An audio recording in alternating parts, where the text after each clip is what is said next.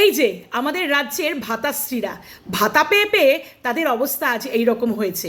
অনেকেই বলবেন দেখুন বাচ্চা বাচ্চা মেয়েদের কি অবস্থা। আরে মদ শিল্প কোথায় ছিল, কোথার থেকে কোথায় এগিয়ে গেছে সেদিকটা আপনারা দেখছেন না?